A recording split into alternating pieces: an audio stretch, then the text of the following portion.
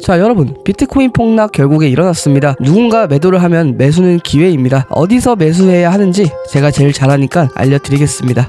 안녕하세요. 아빠는 왜 코인 안 했어입니다. 현재 2월 25일 화요일 영상 시작하도록 하겠습니다. 자, 제가 저번에 올려드렸던 영상 2025년 역대급 대폭락 비트코인 빠른 시일 내에 보세요. 일요일날 업로드를 했는데 이제 비트코인이 지켜줘야 하는 자리를 지켜주지 못하고 현재 이탈이 나왔습니다. 그래서 어떻게 해야 되냐, 지금 뭐 호들갑 떨어야 되냐, 그러실 필요 전혀 없습니다. 여러분들 지금 불안해하실 텐데 불안해하실 필요가 없어요. 단 존버를 해서 마이너스가 이제 심하신 분도 계실 텐데 우리는 이제 대응이란 걸 하고 있으니까 그냥 넉넉히 바라보진 않잖아요. 그래갖고 어떻게 대응해야 하는지, 앞으로 이제 어떻게 흘러갈 것인지 정확하게 찝어서 알려드리도록 하겠습니다. 그 전에 다들 구독하셨죠? 구독은 또 저의 힘이 되기 때문에 한 번씩 눌러주시면 감사하겠습니다. 일단 1시간 봉에서 이렇게 한번 찍어주고 반등 나오고 거북이 등껍질처럼 말렸죠. 이거 뭐 거북이 등껍질이라고 제가 말해가지고 비웃는 사람이 있었는데 그냥 보이는 대로 말하는 겁니다. 보이는 대로 이렇게 말려주고 또 말려주고 하다가 이탈된 자리에서 계속 부딪혔어요. 다시 돌파되나? 4번 정도 부딪히고 이제 하락이 나온 거죠.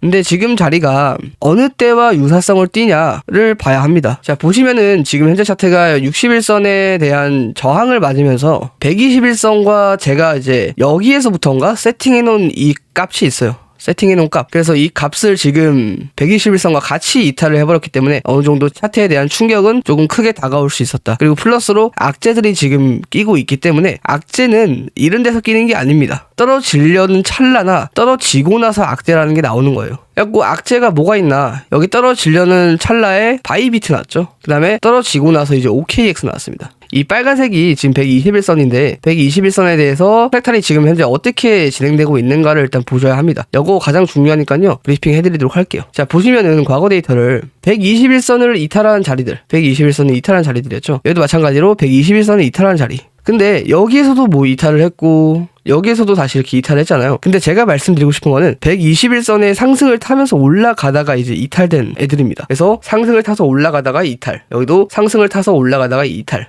여기도 상승을 타고 올라가다가 이탈.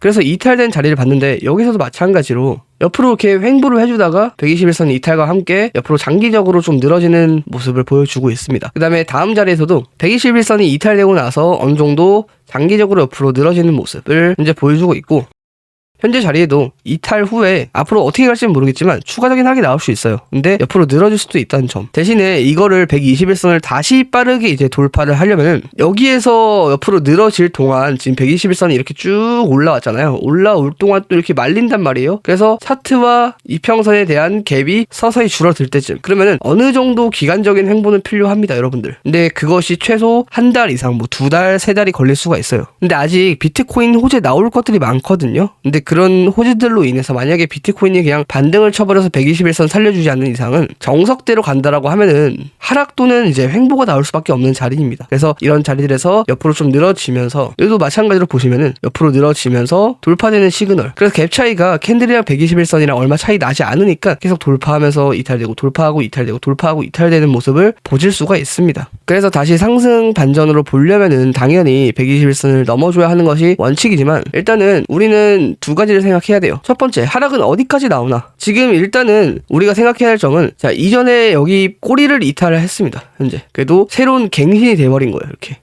그래서 보통 이런 추세가 만들어졌다거나, 그쵸? 여기가 첫 번째 또 지지 라인이 될 수 있겠죠? 여기랑 같이 함께 해서. 근데 만약에 여기마저도 지켜주지 못하게 되면은, 제가 늘 저번 영상에 제가 여러 번 언급드렸던 건데, 여기 올라갔을 때 매물대 없이 올라갔어요. 매물대 없이 올라갔다라는 거는 그만큼 힘을 덜 받고 올라갔기 때문에, 떨어질 때도 매물대가 당연히 없기 때문에 떨어질 때도 힘을 덜 받고 떨어지는 겁니다. 그래서 보통 이런 자리들이 마지막 하락 자리들이다. 이전에 상승해서 저항 맞은 구간, 그 다음에 돌파 시그널 나오기 전에 저항 맞은 구간. 그래갖고 여기 자리가 현재 가장 중요한 지지라인 때고, 일단은 여기에서 지지받고 다시 반등 쳐서 121선 돌파되면 좋은데, 일단 이 확률보다는 하락에 대한, 지금 하락 진행 중이니까 하락에 대한 관점을 좀 더 보는 것이 좋습니다. 이런 하락에 대해서 상승 관점을 보면 상승 관점이 안 나와요, 여러분들. 당연히 하락 관점을 보다 보면은 상승 관점이 저절로 열리게 되는 겁니다. 왜냐면 하락에 대한 모멘텀이 약해진다거나, 하락을 하다가 옆으로 늘어진다거나, 하락을 한 다음에 어느 순간 일정 구간을 넘어서는 반등이 나와준다던가, 이런 관점을 계속 봤을 때 하락을 보다가 상승으로 자연스럽게 보는 거지, 하락하는 와중에 상승 관점을 찾으시려고 하면 안 돼요.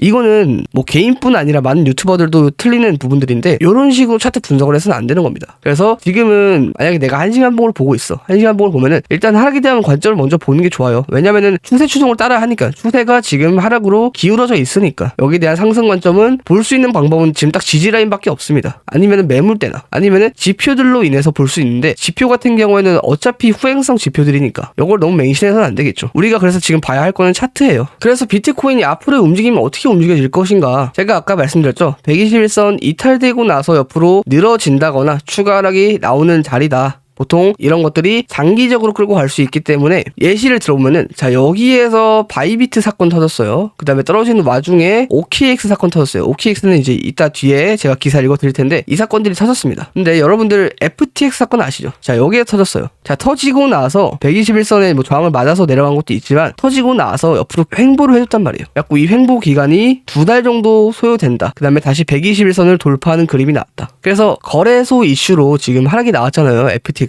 이전에. 여기서 마찬가지로 바이비트 거래소 이슈로 하락이 나온 겁니다. 바이비트 이슈로 하락이 나왔다. 우리가 뭐 이걸로 진짜 하락이 나온 거는 알 수 없어요. 근데 여러분들 뭐 호재나 악재나, 호재 같은 경우에 상승이 나오면은 그 호재를 갖다 붙이기 나름입니다. 악재도 마찬가지로 하락이 나오면은 그 하락에 대한 악재를 갖다 붙이기 나름이고, 이것도 제가 갖다 붙이기 나름으로 바이비트 때문에 하락이 나온 거야 라고 갖다 붙인 겁니다. 차트적으로 보면은 그렇지 않을 수 있죠. 왜냐면은 계속 61선을 넘어주지 못하고 거래량이 줄어들면서 상승에 대한 모멘텀이 약해진다. 그래갖고 상승에 대한 시그널이 계속 없어졌는데, 그럼 뭐겠어요? 자연스럽게 하락으로 볼 수 있는 관점밖에 없겠죠. 그래서 저는 여기 지금 바닥 구간과 여기 구간, 이 중간에 매물대가 없다고 말씀드렸습니다. 그러면은 일단은 지금 비트코인 현물로 들고 계신 분들은 여기에서는 제가 봤을 때는 매집 구간 단계이지 않을까. 왜냐면 제가 인트로에서 말씀드렸다시피 누군가 매도하면은 누군가 매수 기회입니다. 이 매수 기회가 언제인지 제가 곰곰이 생각을 해봤는데, 이 매수 기회가 누군가 던지고 있을 때 매수 기회이지 않을까. 그 이유를 받쳐주는 근거 하나가, 자, 비트코인 빠지고 있는데 비트코인 도미너스가 올라가고 있습니다. 뭐 비트코인이 빠지니까 알트들도 날아가서, 비트는 사람들이 손절을 안 치는데 알트가 손절쳐서 올라간 걸 수도 있고, 아니면은 알트가 빠지니까 더 안전한 자산인 비트코인으로 몰린 걸 수도 있고, 여러 가지 이유가 있을 수 있는데 이런 이유들을 일단 다 배제하고 비트 반대로 가고 있어요. 그만큼 우리 비트코인 투자를 하시는 투자자분들께서는 비트코인에 대한 펀더멘털이 그만큼 높다라는 거죠. 그래서 이런 하락하는 와중에도 비트코인을 사모으는 사람들이 있다, 존재한다 라고 생각하시면 됩니다. 그게 기관이 될 수도 있고 개인이 될 수도 있어요.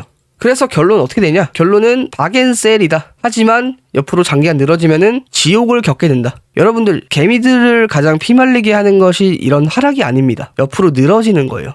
이런 구간들. 근데 뭐 이것도 버텼는데 여기에서 몇 개월 늘어진다고 못 버티겠어요? 그렇죠? 시장이 지금 좋지 않은데 암호화폐 ETP 유출액이 5억 800만 달러를 기록했습니다. 근데 이제 반면에 리플 투자 상품은 상당히 유입이 지속되었다. XRP죠. 왜냐면 이번에 뭐 그레스케일 ETF 이슈도 있고 여러 가지 이슈들이 있기 때문에, 구체적으로 이제 비트코인 투자 상품은 지난주에 5억 7,100만 달러의 유출을 기록했지만 XRP와 같은 알트코인 ETP는 유입을 기록하거나 유출이 거의 없었다. 그래서 XRP ETP가 3,800만 달러의 유입으로 선두를 달렸다. 그래서 스테이블 코인 심층 분석 결과 긍정적으로 나타난다. 스테이블 코인 산업의 시가총액은 2023년 대비 74% 증가한 2,200억 달러로 급증했다.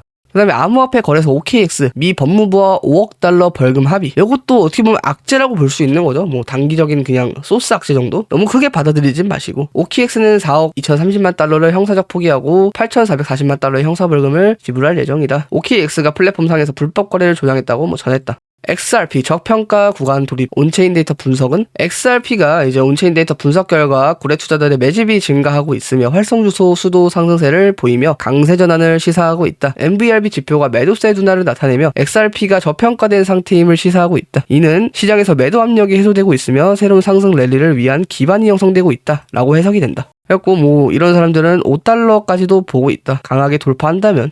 그래서 이번 해킹 이슈하고 OKX 사건들이 연달아 터지면서 조금 안 좋은 무빙으로 가지고 있는데, 일단은 구독자님들이 요청한 코인 한번 쭉 훑어보겠습니다. 뭐 좋진 않겠죠, 당연히 안 봐도. 이더리움 같은 경우에는 뭐 딱히 뭐 봐드릴 건 없고 지지 라인대를 좀 봐야 하는데, 이제 뭐 주봉에서도 121선을 이탈하려고 하고 있고 날봉에서도 61선과 121선이 데드크로스가 나면서 어느 정도 하락에 대한 모멘텀이 좀 더 강해지고 있는 상태입니다. 그리고 이런 하락에 거래량이 별로 터지지 않았어요. 평균값으로 터졌는데 평균값으로 터졌다는 거는 거래량 없이 지금 어느 정도 크게 하락을 하고 있다. 그러면은 더 떨어질 가능성이 있다라고 저는 보여집니다. 그래서 그런 자리들이 어디냐? 보통은 핵심적인 자리가 보통 이런 자리들. 여기까지는 조금 봐야 하지 않을까. 바이네스 차트인데 한 2150 테더까지 보는 게 좋을 것 같습니다. 그리고 댓글로 알트 남겨주시면은 제가 봐드릴 테니까요. 원하시는 알트 있으면 댓글 남겨주시면 됩니다. 제가 트론 같은 차트를 별로 안 좋아해요. 그래서 이렇게 우상향하는 거. 고점이 어딘지 모르니까. 그래서 일단은 뭐 지금 자리가 중요하겠지만 만약에 빠진다라고 하면은 300원 한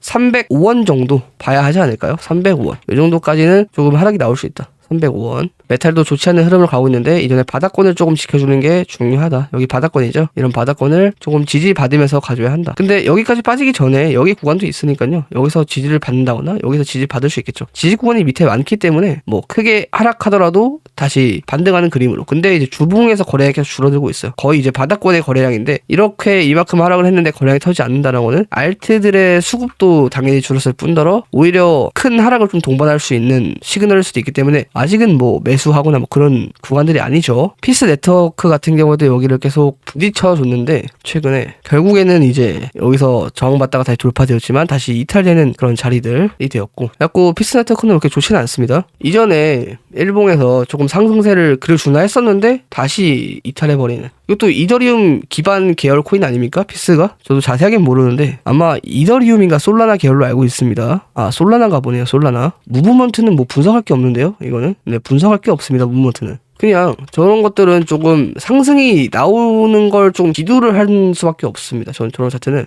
상승이 나오는 거를 좀 기도할 수밖에. 왜냐면은 해외 차트에도 다 지금 비슷한 그림으로 가지고 있기 때문에 딱히 방법은 없는 것 같은데요. 저런 것들은. 그래서 이런 것들은 뭐 애초에 보통 이런 자리가 깨졌다거나 아니면 이런 데 다 나왔어야 합니다. 1,400원대부터 1,100원대까지.